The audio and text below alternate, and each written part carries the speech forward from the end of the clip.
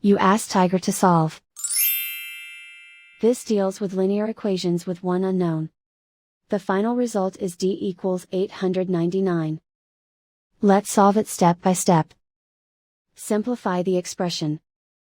Expand the parentheses. Simplify the arithmetic.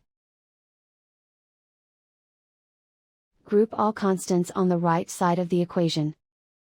Add 6,279 to both sides. Simplify the arithmetic.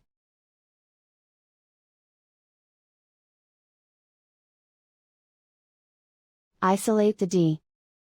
Divide both sides by 7. Simplify the fraction. Find the greatest common factor of the numerator and denominator. Factor out and cancel the greatest common factor.